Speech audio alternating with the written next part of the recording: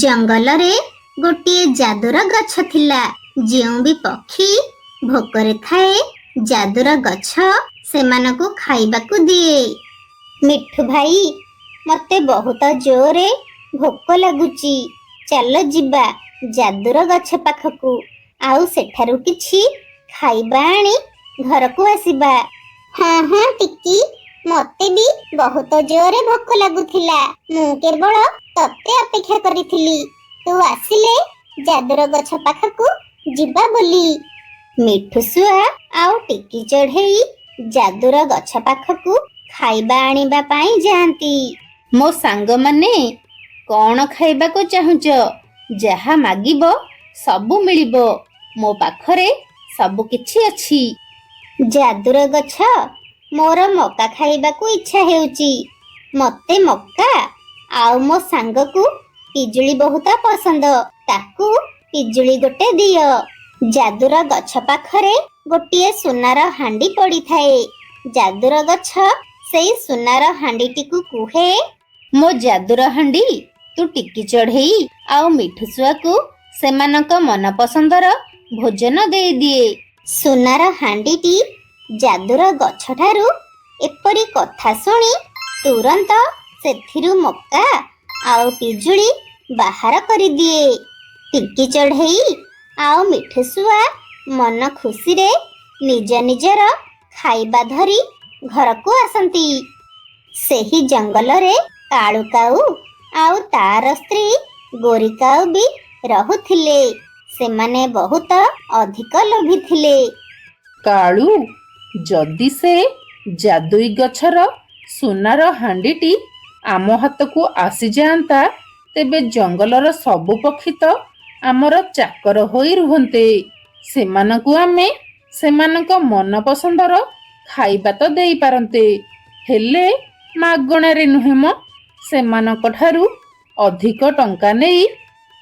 ଗୋରି, ତୋ କଥା ଠିକ ଯେ, ହେଲେ ସେ ଯାଦୁର ଗଛର ସୁନାର ହାଣ୍ଡିଟିକୁ ଆମେ କଣ ଆଣିପାରିବା?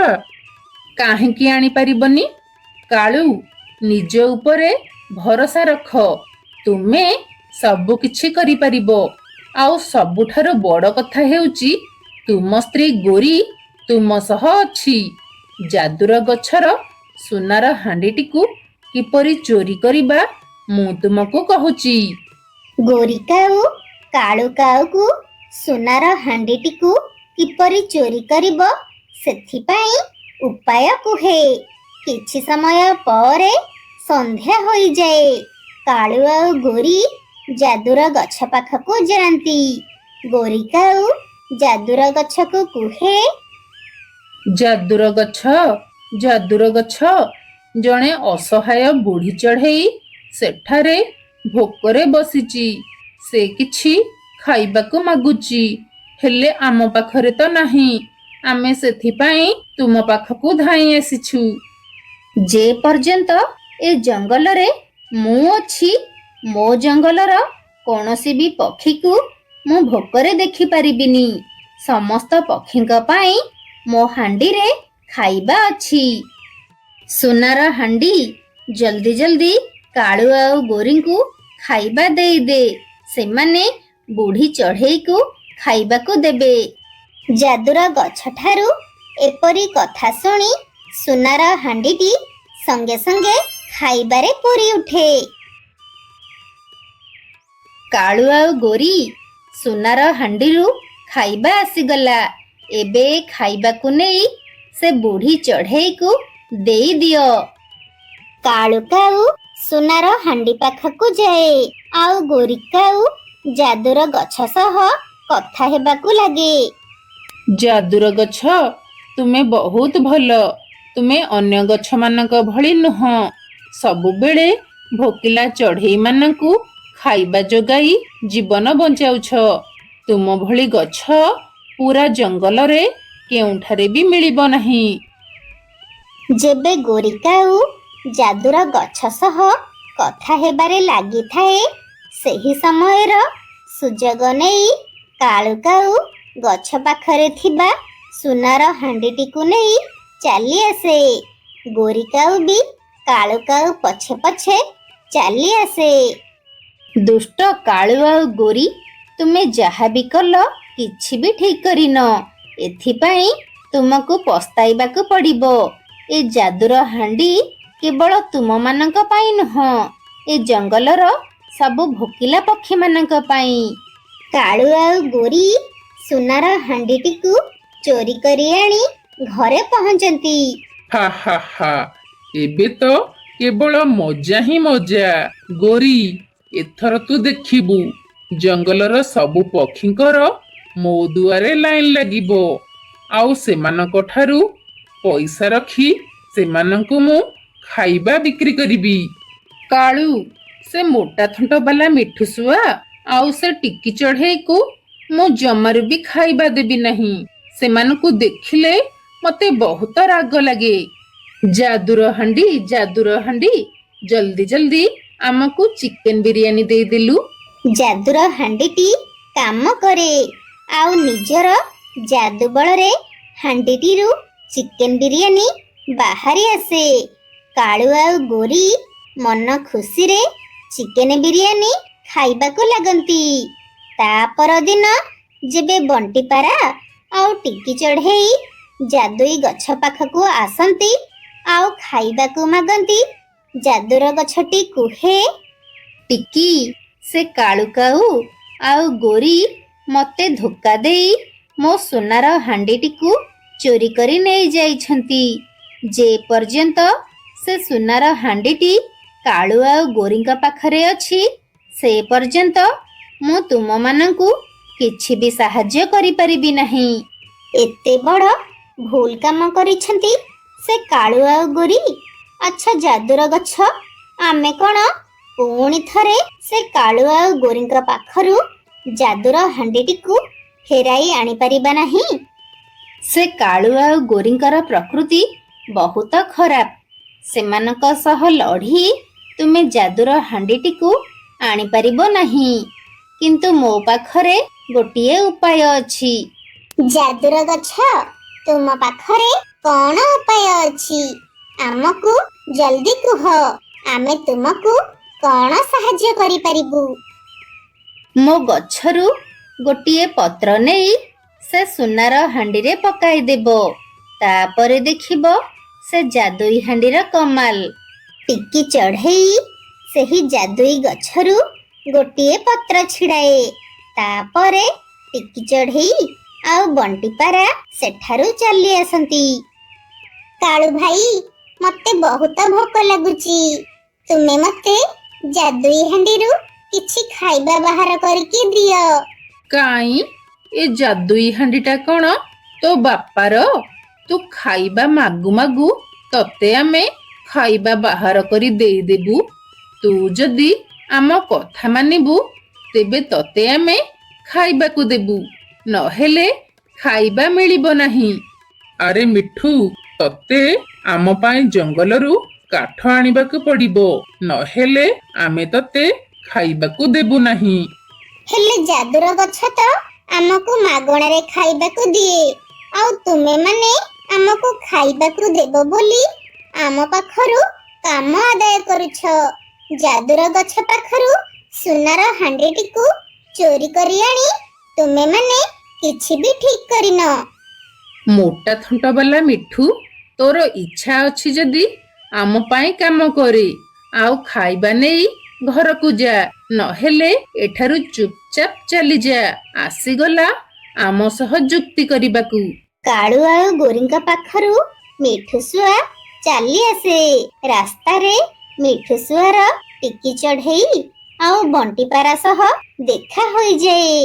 ଟିକି, ସେ ଦୁଷ୍ଟ କାଳୁ ଆଉ ଗୋରି ମତେ ଯାଦୁର ହାଣ୍ଡିରୁ ଖାଇବା ଦେଲେନି, ଆଉ ଖାଇବା ବଦଳରେ ସେମାନେ ମତେ ଜଙ୍ଗଲରୁ କାଠ ଆଣିବା ପାଇଁ କହୁଛନ୍ତି।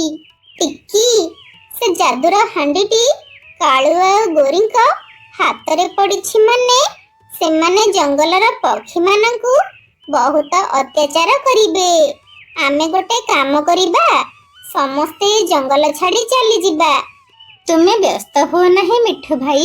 ସେ କାଳୁ ଆଉ ଗୋରିଙ୍କୁ କିପରି ଠିକ୍ ବାଟକୁ ଆଣିବାକୁ ପଡ଼ିବ ସେ ଉପାୟ ଯାଦୁର ଗଛ ଆମକୁ କହିଛି।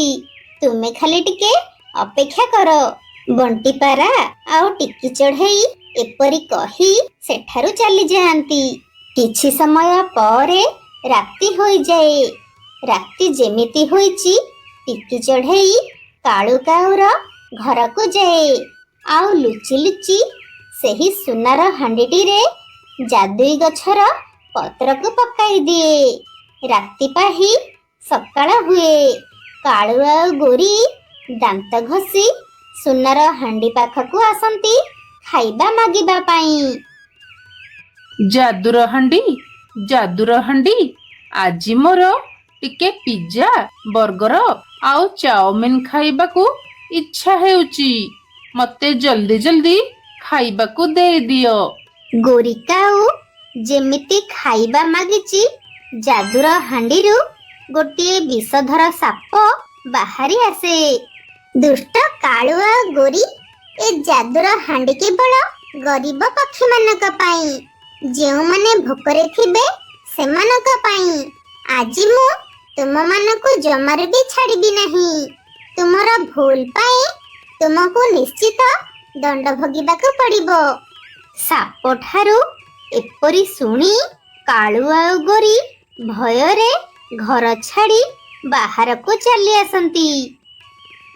ଟିକି, ମୁଁ ଯାଦୁର ହାଣ୍ଡିକୁ ଖାଇବାକୁ ମାଗୁଥିଲି, ହେଲେ ସେଥିରୁ ଗୋଟେ ବଡ଼ ବିଷଧର ସାପ ବାହାରିଲା। ଟିକି, ଏବେ ଆମେ କଣ କରିବୁ? ତୁମେମାନେ ଅଧିକ ଲୋଭ କରି ଯାଦୁର ହାଣ୍ଡିକୁ ଚୋରି କରି ଆଣିଦେଲ। ଏହାର ଫଳ ତ ତୁମମାନଙ୍କୁ ଭୋଗିବାକୁ ପଡ଼ିବ। ଟିକି ଚଢ଼େଇ ଏପରି କହି ସେଠାରୁ ଚାଲିଯାଏ। କିଛି ସମୟ ପରେ ରାତି ହୋଇଯାଏ ଆଉ ବହୁତ ଜୋରରେ ବର୍ଷା ପବନ ବି ହୁଏ। କାଳୁ ଆଉ ଗୋରି ଘର ଭିତରକୁ ନ ଯାଇ ଘର ବାହାରେ ଗଛ ଡାଳରେ ବର୍ଷାରେ ଓଦା ହୋଇ ବସିଥାନ୍ତି। କାଳୁ, ଏ ବର୍ଷାରେ ଯଦି ମୁଁ ଆଉ କିଛି ସମୟ ବସିବି ତେବେ ମୁଁ ମରିଯିବି। ଟିକେ ଯାଇ ଦେଖ, ସେ ସାପ ଘରୁ ଗଲାଣି କି ନାହିଁ। ଗୋରି, ତୁ ଏତେ ବଡ଼ ସ୍ୱାର୍ଥପର? ତୁ ଏଠାରେ ବସିବୁ ଆଉ ମୁଁ ସାପ ଦେଖିବା ପାଇଁ ଘର ଭିତରକୁ ଯିବି। ତୁ ମତେ ମାରିବା ପାଇଁ ଚାହୁଁଛୁ ନା କଣ? ଓହୋ କାଳୁ, ତୁମକୁ ଘର ଭିତରକୁ ଯିବା ପାଇଁ ମୁଁ କହୁନି। ମୁଁ କହୁଛି ତୁମେ ଯାଇ ଝରକା ପଟେ ଟିକେ ଦେଖ, ସେ ସାପ ଗଲାଣି କି ନାହିଁ। କାଳୁ କାଉ ଝରକା ପାଖକୁ ଯାଇ ଦେଖେ ତ ସାପଟି କାଳୁ କାଉକୁ ଅନାଇକି ରହିଛି। ଏ ସାପ ତ ଏ ପର୍ଯ୍ୟନ୍ତ ଯାଇନାହିଁ। ଏବେ ଆମେ କଣ କରିବୁ? ସାପ ଯେ ପର୍ଯ୍ୟନ୍ତ ଆମ ଘରେ ରହିବ, ଆମେ ତ ଘର ଭିତରେ ପଶି ପାରିବୁ ନାହିଁ। ସାରା ରାତି ଗୋରି ଆଉ କାଳୁ ବର୍ଷାରେ ଗଛ ଡାଳରେ ବସିଥାନ୍ତି। ଯେମିତି ସକାଳ ପାହିଛି ବର୍ଷା ପବନ ବି କମିଯାଏ। କାଳୁ ଆଉ ଗୋରି କାନ୍ଦି କାନ୍ଦି ଜଙ୍ଗଲର ପକ୍ଷୀମାନଙ୍କ ପାଖକୁ ଯାଆନ୍ତି। କିଏ ଆମକୁ ଟିକେ ସାହାଯ୍ୟ କର, ସେ ସାପକୁ ଆମ ଘରୁ ଟିକେ ବାହାର କରିଦିଅ। ଟିକି, ମିଠୁ, ବଣ୍ଟି, ତୁମେ ତ ମୋ ସାଙ୍ଗ, ମତେ ଟିକେ ସାହାଯ୍ୟ କର, ସେ ସାପକୁ ଆମ ଘରୁ ଟିକେ ବାହାର କରିଦିଅ। ଗୋରି ଭଉଣୀ ଆଉ କାଳୁ ଭାଇ, ଏବେ ତ ତୁମକୁ କେବଳ ସେ ଯାଦୁର ଗଛ ହିଁ ସାହାଯ୍ୟ କରିପାରିବ। ଜଲ୍ଦି ତୁମେ ଯାଦୁର ଗଛ ପାଖକୁ ଯାଅ ଆଉ ଯାଦୁର ଗଛକୁ ଭୁଲ ମାଗ। ଦେଖିବ ସାପ ଆପେ ଆପେ ତୁମ ଘରୁ ବାହାରି ଯିବ। ଟିକି ଚଢ଼େଇର କଥା ମାନି ଗୋରି ଆଉ କାଳୁ ଯାଦୁର ଗଛ ପାଖକୁ ଯାଆନ୍ତି ଭୁଲ ମାଗିବା ପାଇଁ। ଯାଦୁର ଗଛ, ଆମକୁ କ୍ଷମା କରିଦିଅ। ସେ ବିଷଧର ସାପକୁ ଆମ ଘରୁ ଟିକେ ବାହାର କରିଦିଅ। ମୁଁ ସତ କହୁଛି, ତୁମ ସୁନାର ହାଣ୍ଡିକୁ ତୁମକୁ ଫେରାଇ ଦେବି। ଏମିତିକା ଭୁଲ ଆମେ କେବେ ବି ଆଉ କରିବୁ ନାହିଁ। ତୁମେମାନେ ତୁମର ଭୁଲ ବୁଝିପାରିଲ, ସେତିକି ବଡ଼ କଥା।